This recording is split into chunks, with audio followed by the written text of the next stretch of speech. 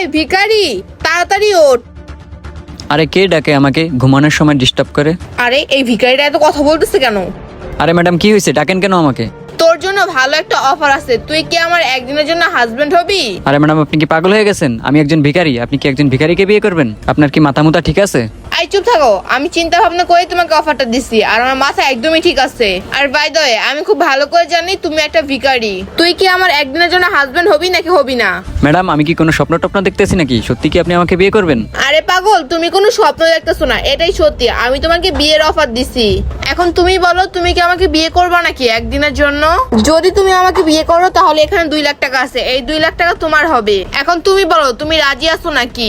আর রাজি না থাকলে তুমি আমাকে বলো, তাহলে আমি অন্য কোনো একটা ভিখারির কাছে যাই। কি ম্যাডাম 2 লাখ টাকা দিবেন? এটার জন্য একদিনের জন্য না, এটার জন্য আপনাকে সারা জীবনের জন্য বিয়ে করতে রাজি আছি। এই চুপ থাক, তোকে আমি সারা জীবনের জন্য বিয়ে করতে চাই নাই, যা শুধু একদিনের জন্য। এখন তুই বল, তুই রাজি আছিস নাকি? রাজি না থাকলে আমি অন্য কোনো একটা ভিখারিকে খুঁজবো, এমনি আমার হাতে সময় নাই। হ্যাঁ ম্যাডাম আমি তো রাজি, কারণ আপনি তো আমাকে 2 লাখ টাকা দিতেছেন, এই সুযোগ তো বারবার আসবে না। দেন আমাকে 2 লাখ টাকা দেন। আচ্ছা ঠিক আছে, এই নে টাকা। আমি যেহেতু কথা দিয়েছি তাহলে আমি তোকে অ্যাডভান্স আগে তোকে টাকা দিয়ে দিলাম, নে চল। চলেন। মনি দাঁড়াও। আরে নয়ন এখানে? আরে এই লোকটা আবার কে? মনি তুমি বিয়ার আসর থেকে কেন পালায় আসছো? আর বাই দ্য ওয়ে এই লোকটাকে, তুমি কি এই লোকটাকে বিয়ে করতেছো নাকি? এই লোকটা মনে হয় আমার বিয়েটা ভেঙে দিবে। হ্যাঁ এই লোকটা অন্য কেউ না, ও একজন ভিখারি। আমি এই ভিখারিকে বিয়ে করব, তাও তোমাকে বিয়ে করব না। মনি তুমি এসব কি বলছো? তুমি একজন ভিখারিকে বিয়ে করবা? দেখো মনি, আমি যদি কোনো অন্যায় কথা কি তুমি আমাকে মাফ করে দাও। দেখো বিয়ের সময় চলে যাচ্ছে, সবাই আমাদের জন্য এখানে ওয়েট করতেছে। চলো মনি আমরা বিয়ে করি। নয়ন তুমি চুপ থাকো, আমি তোমাকে বিয়ে করবো না দেখি আমি আসর থেকে পালিয়ে আসছি। তাহলে তুমি এখানে কিসের জন্য আসছো? আমি যেহেতু বলছি বিয়ে করবো না, সে তো বিয়ে করবোই না।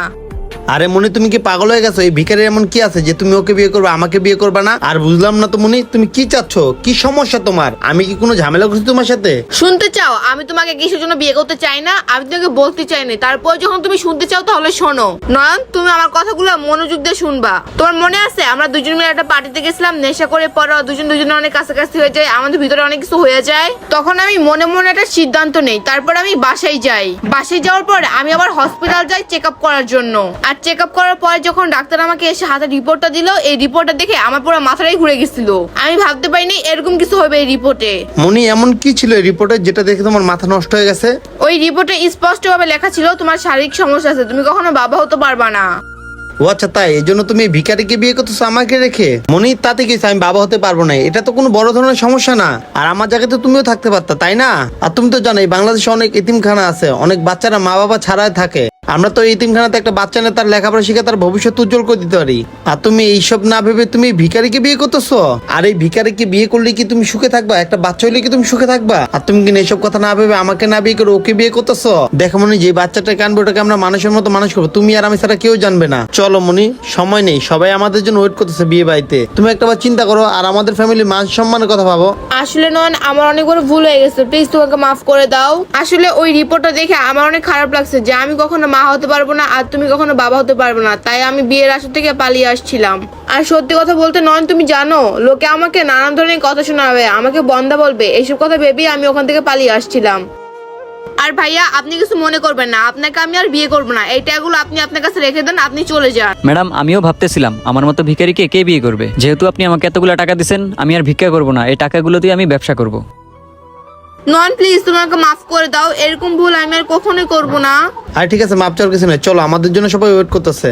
বন্ধুরা আমাদের এই দেশে অনেক ফ্যামিলি ঘরে সন্তান হয় না, তার জন্য সম্পর্ক ভেঙে দেবেন না। এতিমখানাতে একটা সন্তান এনে তাকে মানুষের মতো মানুষ করবেন, তাহলে আল্লাহ তাআলা খুশি হবে, আপনারাও সুখে থাকবেন। এই ভিডিওটা ভালো লেগে থাকলে অবশ্যই লাইক শেয়ার কমেন্টস করবেন। ধন্যবাদ সবাইকে ভিডিও দেখার জন্য। নতুন করে থাকলে লাইক শেয়ার কমেন্টস করতে ভুলবেন না।